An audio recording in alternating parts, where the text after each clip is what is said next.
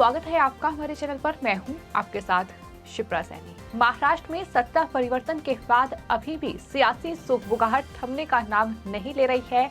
महाराष्ट्र के सियासी गलियारों में खबरें चली कि राज्य के मुख्यमंत्री एकनाथ शिंदे ने एनसीपी चीफ शरद पवार के आवास पर जाकर उनसे मुलाकात की और जैसे ही इस मुलाकात की कुछ तस्वीरें वायरल हुई, उसके बाद अचानक राजनीतिक गलियारों में चर्चा का विषय ये तमाम तस्वीरें बन गई, जिसको लेकर राज्य के मुख्यमंत्री एकनाथ शिंदे ने ही अब इन अफवाहों पर विराम लगाया है। दरअसल एकनाथ शिंदे की ओर से ट्वीट किया गया है जिसमें उन्होंने एनसीपी चीफ शरद पवार से मुलाकात की खबरों को अफवाह करार दिया है। उन्होंने कहा है कि अफवाह फैलाई जा रही है कि उन्होंने शरद पवार से मुलाकात की है।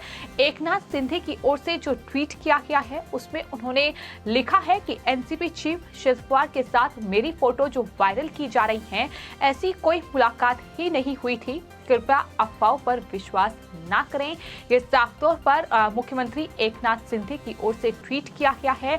बाकायदा वो तस्वीर भी उनकी तरफ से पोस्ट की गई है जो कि मुलाकात कुछ वक्त पहले हुई थी जब एकनाथ शिंदे उद्धव सरकार में मंत्री थे। उन्होंने एनसीपी चीफ शरद पवार के आवास पर जाकर उनसे मुलाकात की थी। तो कहीं ना कहीं महाराष्ट्र में सत्ता परिवर्तन के बाद तमाम अफवाहें भी लगातार इस तरीके से फैलाने की कोशिश की जा रही है, क्योंकि एक तरफ जिस तरह से सत्ता परिवर्तन हुआ है, एकनाथ शिंदे मुख्यमंत्री बन चुके हैं और महाराष्ट्र में अब शिवसेना यानी एकनाथ शिंदे गुट और साथ ही बीजेपी गठबंधन की सरकार है और ऐसे में एनसीपी, कांग्रेस और उद्धव सेना अब मिलकर कोई रणनीति तैयार कर रही है कि किस तरह से अब इस जो सरकार है इसे सत्ता से उखाड़ फेंका जाए। और इसको लेकर हाल ही में एनसीपी चीफ शरद पवार ने दरअसल एक बयान भी दिया था। उन्होंने कहा था कि ये सरकार 6 महीने तक ही चलेगी और इतना ही नहीं, उन्होंने मध्यवर्ती चुनावों का भी जिक्र किया था। जो उनकी तरफ से एक मीटिंग की गई थी उसमें उन्होंने अपने तमाम नेताओं को पार्टी के ये अपील की थी, ये कहा था कि वो तमाम नेता अपने अपने निर्वाचन क्षेत्र में जाएं, वहां लोगों से मुलाकात करें और मध्यवर्ती चुनाव की तैयारियां करें। और इस बीच इस तरह की फोटो वायरल होना जाहिर तौर पर ये तमाम लोगों के लिए सवाल बना हुआ था कि क्या सच में एनसीपी चीफ शरद पवार ने मुख्यमंत्री एकनाथ शिंदे से मुलाकात की है, और अगर ये मुलाकात हुई है तो आखिर इसके क्या मायने हैं, किस दिशा में ये मुलाकात की गई है। तमाम सवाल लोगों के जहन में थे। लेकिन उसके तुरंत बाद महाराष्ट्र के मुख्यमंत्री एकनाथ शिंदे ने जो वायरल फोटो था उस पर दरअसल ट्वीट करते हुए सफाई दी। उन्होंने कहा कि फिलहाल एक फोटो वायरल हो रही है जिसमें मैं शरद पवार के साथ हूं, हमारी ऐसी कोई मुलाकात कभी नहीं हुई, अफवाहों पर विश्वास ना करें। आपको ये बताते हैं कि एनसीपी के जो ऑफिशियल ट्विटर हैंडल है उससे दरअसल 11 नवंबर 2021 को एक ट्वीट किया गया था और उस ट्वीट को भी अटैच जो है वो मुख्यमंत्री ने किया है। और इसमें एनसीपी के इस ट्वीट में एकनाथ शिंदे और साथ ही एनसीपी चीफ शरद पवार एक साथ खड़े दिखाई दे रहे हैं और फोटो देखकर ये साफ तौर पर पता चल रहा है कि शिंदे ने शरद पवार से उनके आवास पर मुलाकात की थी। यानी हाल फिलहाल में कोई ऐसी मुलाकात नहीं हुई है जिस तरीके की ये अफवाहें फैलाने की कोशिश की जा रही है। साफ तौर पर मुख्यमंत्री के ट्विटर हैंडल से ही ये तस्वीरें जो है वो पोस्ट की गई हैं और बताया गया है कि आखिर सच्चाई क्या है। तो महाराष्ट्र में जिस तरह से राजनीतिक हलचल काफी तेज है, वहीं एकनाथ शिंदे और बीजेपी गठबंधन की सरकार जो है वो महाराष्ट्र विधानसभा में बहुमत हासिल कर चुकी है। फिलहाल शिवसेना के जो 40 विधायक हैं वो एकनाथ शिंदे के साथ हैं और इस तरह से महाराष्ट्र में ये बड़ा सत्ता परिवर्तन हुआ है, जहां महाविकास आघाड़ी को चारों खाने चित कर दिया है एकनाथ शिंदे ने। जिस तरीके का सियासी खेल, सियासी दांव उनकी तरफ से खेला गया है और उसके बाद जाहिर तौर पर उद्धव ठाकरे, संजय राउत, आदित्य ठाकरे जैसे नेताओं के राजनीतिक भविष्य पर संकट मंडराया हुआ है। हालांकि उनका दावा है कि एक बार फिर से वो शिवसेना का पुनर्निर्माण करेंगे, लेकिन सवाल तो यही है कि आखिर ऐसा कैसे हो पाएगा जब इतनी बड़ी तादाद में जो शिवसेना के 55 विधायक थे उनमें से फिलहाल 40 विधायक जो है वो एकनाथ शिंदे के साथ हैं। तो जाहिर तौर पर उद्धव ठाकरे के लिए परेशानी बढ़ रही है, लेकिन वहीं एनसीपी और कांग्रेस भी सत्ता से बेदखल हो चुकी है। तो ऐसे में अब एनसीपी चीफ शरद पवार भी रणनीति तैयार कर रहे हैं कि किस तरह से महाराष्ट्र में खुद को मजबूत किया जाए। और इसको लेकर आपको ये बता दें कि हाल ही में एक बैठक भी हुई थी। एनसीपी चीफ शरद पवार ने ये बैठक बुलाई थी, जिसमें एनसीपी के जो प्रदेश अध्यक्ष जयंत पाटिल, उन्होंने दरअसल एक टिप्पणी की थी कि शिवसेना के बाकी विधायकों और बीजेपी की नई सरकार ज्यादा दिन तक नहीं चल सकती, क्योंकि देवेंद्र फडणवीस को उप मुख्यमंत्री बनाया गया है, जिससे बीजेपी के खेमे में असंतोष है। ये उनकी तरफ से कहा गया था।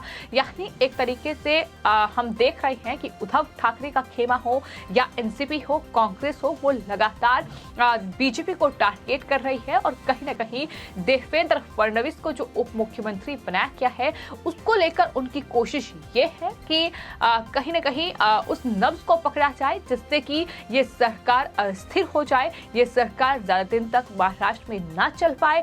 देवेंद्र फडणवीस चूंकि पहले मुख्यमंत्री रह चुके हैं और अब एकनाथ शिंदे को मुख्यमंत्री बनाया गया है और वहीं देवेंद्र फडणवीस उप मुख्यमंत्री बने हैं, तो कहीं ना कहीं कभी स्थापना के जरिए तो कभी बयानों के जरिए इस बात को कहीं ना कहीं पिंच लगातार किया जा रहा है। लेकिन वहीं हम महाराष्ट्र विधानसभा में वो भाषण भी सुन चुके हैं देवेंद्र फडणवीस का, जिसमें उन्होंने साफ तौर पर यह कहा था कि बाला साहेब के असली शिव सैनिक जो हैं वो सिर्फ और सिर्फ एकनाथ शिंदे हैं और वो एकनाथ शिंदे के साथ मिलकर इस सरकार का गठन कर चुके हैं। और आने वाले वक्त में भी हमारा जो एजेंडा होगा वो हिंदुत्व का होगा, वो विकास का होगा। इस बात का जिक्र उनकी तरफ से किया गया था। एकनाथ शिंदे की जमकर तारीफ भी देवेंद्र फडणवीस की ओर से की गई थी। तो वहीं आपको बता दें, आज सोमवार को महाराष्ट्र विधानसभा में जो अविश्वास प्रस्ताव एकनाथ शिंदे ने जीता था, उसके बाद उन्होंने विधानसभा में धन्यवाद प्रस्ताव पर संक्षिप्त भाषण भी दिया था। तमाम आरोपों का जवाब भी दिया जो एकनाथ शिंदे पर लगाए गए, उनके गुट पर लगाए गए। एकनाथ शिंदे का ये भाषण काफी जोरदार था, जिस तरह से उन्होंने तमाम बातों का जिक्र किया कि किस तरह से कहीं न कहीं महाराष्ट्र में महाविकास आघाड़ी सरकार में उन्हें तमाम परेशानियों का सामना करना पड़ा, किस तरह से वो शिवसेना में घुटन महसूस कर रहे थे। यानी उद्धव खेमे में उद्धव ठाकरे मुख्यमंत्री थे, लेकिन बावजूद इसके उनकी सुनवाई तक नहीं होती थी। तो तमाम चीजों का जिक्र, तमाम बड़ी बातों का जिक्र एकनाथ शिंदे की ओर से किया गया था। हालांकि वहीं इस बीच जिस तरीके की खबरें चली, शरद पवार की ओर से जो मीटिंग बुलाई गई और उसमें ये कहा गया कि राज्य में एकनाथ शिंदे के नेतृत्व वाली सरकार के जल्द ही गिरने की उम्मीद है और राज्य में मध्यावधि चुनाव की भविष्यवाणी की गई है।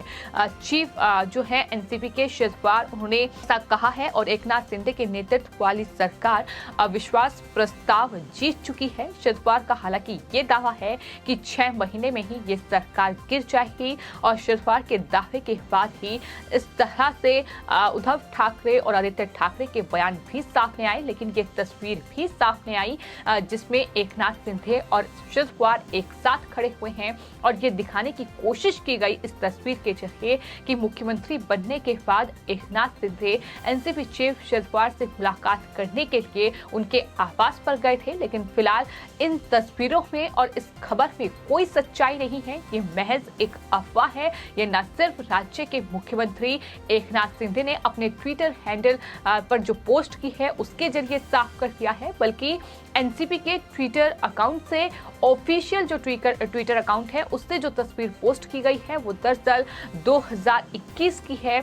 और ऐसे में जाहिर तौर पर ये अफवाह ही है महज कि एकनाथ शिंदे ने शरद पवार से मुलाकात की है, ऐसी कोई मुलाकात नहीं हुई है। वहीं अब मुख्यमंत्री बनने के बाद एकनाथ शिंदे और साथ ही उप मुख्यमंत्री देवेंद्र फडणवीस एक्शन मोड में हैं। एक के बाद एक तमाम फैसले भी लिए जा रहे हैं, लेकिन सबसे बड़ा सवाल तो उद्धव ठाकरे, आदित्य ठाकरे, संजय राउत यानी जो उद्धव खेमा है उनके राजनीतिक भविष्य पर है कि जो बाला साहेब का नाम लेकर कहीं न कहीं जनता के बीच बार बार जगह बनाने की कोशिश की गई। लेकिन बीजेपी पहले से ही ये दावा कर रही है कि जिस तरह से बालासाहेब ठाकरे के जो एजेंडा था पार्टी को लेकर, जो उन्होंने काम किया था पार्टी के लिए, उस लाइन से हटकर जिस तरह से उद्धव ठाकरे ने सत्ता पर वो काबिज हुए हैं, कांग्रेस और एनसीपी के साथ गठबंधन किया है, कहीं ना कहीं इसका भारी खामियाजा उन्हें भुगतना पड़ेगा। और अब कुछ ऐसी ही तस्वीर महाराष्ट्र में देखने को मिली